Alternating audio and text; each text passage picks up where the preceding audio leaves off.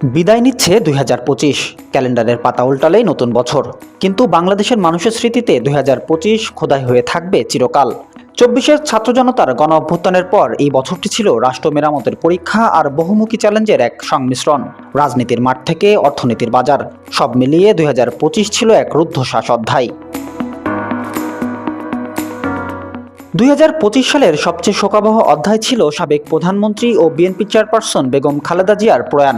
দীর্ঘদিন অসুস্থতার সঙ্গে লড়াই করে গত ৩০ ডিসেম্বর তিনি শেষ নিঃশ্বাস ত্যাগ করেন। তার মৃত্যুতে দেশের রাজনৈতিক অঙ্গনে একটি যুগের অবসান ঘটে। দলীয় প্রধানের মৃত্যুতে দেশজুড়ে শোকের ছায়া নেমে আসে এবং দলমত নির্বিশেষে সাধারণ মানুষ তার আপসীন সংগ্রামের প্রতি শ্রদ্ধা জানায়। বছরের দ্বিতীয় বৃহত্তম ও সবচেয়ে মর্মান্তিক মোড় ছিল ১২ ডিসেম্বর। এই দিনে ইনকিলাব মঞ্চের মুখপাত্র ও তরুণ নেতা শরীফ ওসমান হাদী সন্ত্রাসী হামলার শিকার হন। ১৮ ডিসেম্বর চিকিৎসাধীন অবস্থায় তার মৃত্যু হলে দেশজুড়ে বিক্ষোভের দাবানল জ্বলে ওঠে। শরীফ ওসমান হাদী হত্যার প্রতিবাদে শিক্ষার্থীরা রাজপথে নেমে এলে রাজধানীর কারওয়ান বাজারে দেশের শীর্ষ দুই সংবাদপত্র কার্যালয়ে হামলা ও অগ্নিসংযোগের ঘটনা ঘটে। একই সাথে সেদিন বাংলাদেশের প্রখ্যাত সাংবাদিক দ্য নিউজ এজের সম্পাদক নুরুল কবিরকে লাঞ্ছিত করা হয়। এই হত্যাকাণ্ড ও পরবর্তী সহিংসতা ২০২৫ সালের শেষের দিনগুলোকে এক রক্তাক্ত অধ্যায়ে পরিণত করে।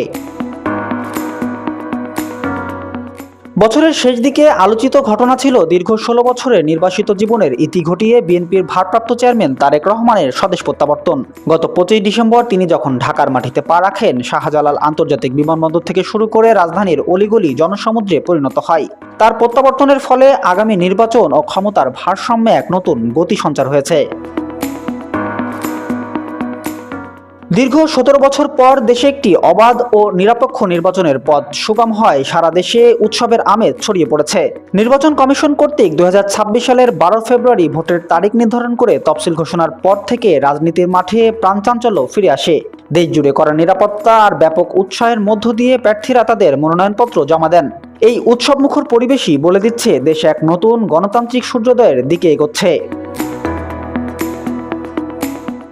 ২০২৫ সালের ২০ জুলাই দিনটি ছিল গোটা জাতির জন্য এক শোকাবহ দিন।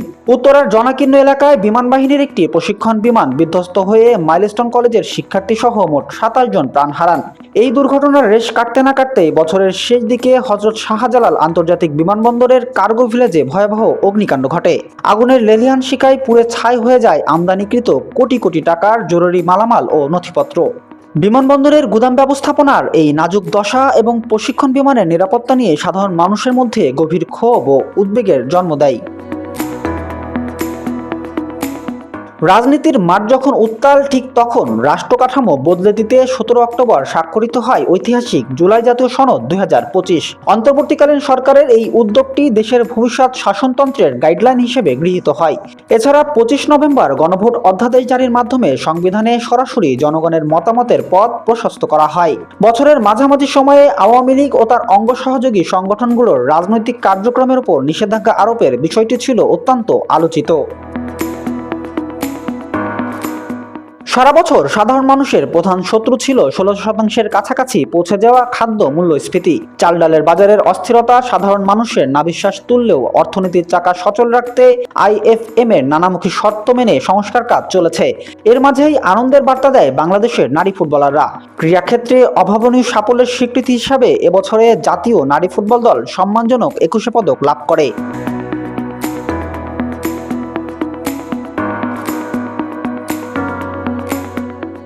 ২০২৫ সাল ছিল মূলত পুনর্গঠন, বিয়োগান্তক, শোক আর অস্থিরতার এক মিশ্র সময়। একদিকে বেগম খালেদা জিয়ার প্রয়াণ ও তারেক রহমানের আগমনে বিএনপির রাজনীতিতে নতুন বাঁক, অন্যদিকে হাদী হত্যাকাণ্ডের মতো রক্তপাত ও মূল্যস্ফীতির চাপ। সব মিলিয়ে এক চূড়ান্ত অনিশ্চয়তা আর নতুন সূর্যোদয়ের প্রতীক্ষায় বাংলাদেশ প্রবেশ করছে ২০২৬ সালে। সুবর্ণভূমি ডেস্ক, যশোর।